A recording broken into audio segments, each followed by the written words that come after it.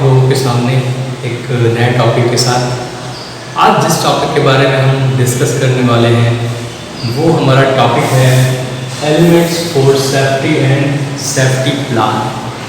तो जैसा कि हम जानते हैं, हमने पहले भी इस चीज़ के बारे में डिस्कस किया है कि हमारे जो गेस्ट होते हैं वो वहाँ अपनी एक्सपेक्टेशन को फुलफ़िल करने तथा सेफ्टी के वजह से आते हैं। तो आज जिसके बारे में हम बात करने वाले हैं वो है सेफ्टी। तो जैसा कि आप जानते हैं, हम भी कहीं भी जाते हैं, अगर हम अकेले जाएं या अपने फैमिली के साथ जाएं, we always care about our safety first. तो आज हम उसी के बारे में डिस्कस करने वाले हैं कि जब हमारे गेस्ट हमारे होटल में आते हैं, हमारे रेस्टोरेंट्स में आते हैं, तो उन्हें किन किन तरह की सेफ्टी की ज़रूरत होती है and what is the safety plan with us. तो वो हम डिस्कस करेंगे। तो क्या क्या एलिमेंट्स हैं जो सेफ्टी के लिए रिक्वायर हैं और उसके लिए क्या सेफ्टी प्लान हमें फॉलो करने चाहिए। तो यहाँ पर मैंने कुछ पॉइंट्स यहाँ पर लिख रखे हैं जो हम आपके साथ डिस्कस करेंगे। तो आज का जो हमारा सबसे पहला पॉइंट है सेफ्टी एंड सेफ्टी प्लान के रिगार्डिंग, वो है हज़ार्ड आइडेंटिफिकेशन एंड मैनेजमेंट। तो जैसा कि हम लोग जानते हैं, कभी भी सेफ्टी के लिए हज़ार्ड को आइडेंटिफाई करना बहुत ही ज़्यादा इम्पॉर्टेंट है।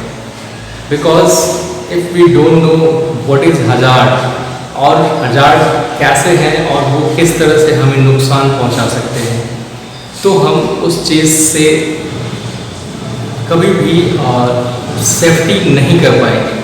बिकॉज सेफ्टी करने के लिए हमें सबसे पहले ये आइडेंटिफाई करने की ज़रूरत है कि प्रॉब्लम किस तरह की है। अदरवाइज हम सेफ्टी किसी और चीज़ के लेंगे और प्रॉब्लम कुछ और होगा, तो that will not work out on that. तो इसके लिए हमें यहाँ पर ध्यान देनी होगी हमारे पॉइंट्स के ऊपर, जो है हज़ार्ड आइडेंटिफिकेशन एंड मैनेजमेंट। तो हज़ार्ड को पहले आइडेंटिफाई करेंगे कि हज़ार्ड है किस तरह का। जैसा कि हम जानते हैं, हज़ार्ड 3 तरह के होते हैं, फिजिकल, केमिकल एंड बायोलॉजिकल। तो फर्स्ट ऑफ ऑल हम फाइंड आउट करेंगे कि व्हाट हज़ार्ड इट इज़, और जैसे ही वो हज़ार्ड पता लग जाता है, then we will start a safety plan.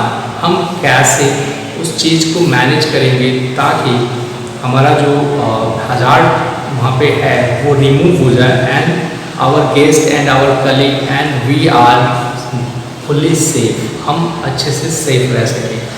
तो इसके लिए हज़ार्ड को आइडेंटिफाई करना है और देन उसके ऊपर हम मैनेजमेंट काम करेंगे। अगर हम नहीं जान रहे हैं कि हज़ार्ड है किस तरह का, तो हम कितना भी हमारा जो मैनेजमेंट प्रोसेस है दैट विल बी फेल। तो इसलिए हमें ये फॉलो करने की ज़रूरत है। नेक्स्ट हमारा जो पॉइंट है वो है इंफॉर्मेशन ट्रेनिंग एंड सुपरविजन। तो जैसा कि हम जानते हैं, सेफ्टी के बारे में हमें हमेशा रेगुलर बेस पे इंफॉर्मेशन देनी चाहिए। सपोज़ हमारा जो वहाँ का मैनेजमेंट है, उन्हें हमेशा एज एक F&B सर्विस ट्रेनी या फिर अदर स्टाफ के साथ वो इंफॉर्मेशन, सेफ्टी से रिलेटेड इंफॉर्मेशन शेयर करनी चाहिए। और शेयर करने के साथ साथ हमारा जो दूसरा पार्ट है उसके ऊपर ट्रेनिंग भी होनी चाहिए। ऐसा नहीं कि सिर्फ इंफॉर्मेशन दे दिया। हाँ, अभी suppose there is a fire, तो फायर है, बट फायर होता कैसे है और how we can remove fire from there. तो ये जो है, मैंने एक एग्जांपल दिया आपको, तो उस चीज़ पर हमें वर्कआउट करने की ज़रूरत होती है। यहाँ सबसे पहले हमें क्या करना है, हमें जो है इंफॉर्मेशन देना है। हम अपने स्टाफ को इंफॉर्मेशन देंगे रिगार्डिंग सेफ्टी प्लान, और उसके बाद हम उस पर ट्रेनिंग भी ऑर्गेनाइज करेंगे। जस्ट बिकॉज किसी भी चीज़ को सिर्फ बता दिया जाए तो वो उतना अच्छे से काम नहीं कर पाएगा, बट अगर उसे उसकी प्रैक्टिस करा दी जाए तो दैट विल बी इफेक्टिव। तो इसे हमें ध्यान में रखना है। इसके साथ साथ हमें सुपरविजन भी करना है। हमारे जो वहाँ के सुपरवाइजर, मैनेजर हैं, उन्हें उस चीज़ को सुपरवाइज भी करने की ज़रूरत है कि हमने जो ट्रेनिंग दिया है वो प्रॉपर फॉलो हो रहा है। The next point is incident reporting, recording and management. जब कोई भी इंसिडेंट होता है, कोई भी घटना घटती है, तो उसका रिकॉर्ड मेंटेन होना चाहिए। उस रिकॉर्ड से हम इस चीज़ को थोड़ा टाइम दे करके आगे भी फॉलो कर पाएंगे। तो हमें सबसे पहले क्या करना है कि इंसिडेंट को रिकॉर्ड करना है। रिकॉर्ड करने के साथ उसकी एक रिपोर्ट बनानी है, ताकि उस तरह के इंसिडेंट फिर से रिपीट ना हो। तो इसको रिपीट नहीं करने के लिए हम उस पर रिकॉर्ड बना करके काम करेंगे, and then we will apply with the management. तभी हमारा वो वर्कआउट करेगा। जो हमारा नेक्स्ट पॉइंट है वो है we should always participate in safety. हमें हमेशा सेफ्टी में पार्टिसिपेट करना है। It is not like that कि अगर सेफ्टी के लिए जो लोग रिक्रूटेड हैं, मतलब जिनकी रिस्पॉन्सिबिलिटी है सेफ्टी की, वो ही सिर्फ काम करेंगे।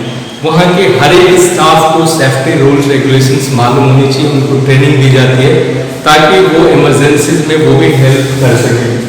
And the next point, always be ready for emergency. जैसा कि हम लोग वहाँ पर बहुत सारे इमरजेंसी के लिए और भी चीज़ों को रेडी करके रखते हैं, और उसके लिए हम फॉलो भी करेंगे। हम हमेशा रेडी रहेंगे, हमारे स्टाफ हमेशा रेडी रहेंगे कि किसी तरह की इमरजेंसी सडनली आ भी जाए तो हम उसको इजीली हैंडल कर सकें। And the next point is check safety system is working. बहुत टाइम पर ऐसा होता है कि वहाँ पर सिस्टम तो बना दिया गया है सेफ्टी के लिए, लेकिन उन्हें टाइम टू टाइम चेक करने की ज़रूरत है। अगर मैं ऐसे कहूँ कि ड्रिल होनी चाहिए। ड्रिल से क्या होती है कि चीज़ें ऑटोमेटिकली यूज होंगी, और यूज होने के बाद वो पता चल जाएगा कि वो वर्क कर रहा है या नहीं। और जो नेक्स्ट पॉइंट है वो है satisfy guest with safety system. हमारे गेस्ट का सेटिस्फेक्शन सबसे ज़्यादा इम्पॉर्टेंट है। हम कहीं भी जाते हैं तो हम अपनी सेफ्टी देखते हैं, बट हम कैसे सेटिस्फाई होंगे कि हम जहाँ जा रहे हैं वहाँ हमें प्रॉपर सेफ्टी मिलेगी। तो इस चीज़ को होटल स्टाफ को जताना होगा, बताना होगा कि we are there for you, और आप बिल्कुल सेफ हैं।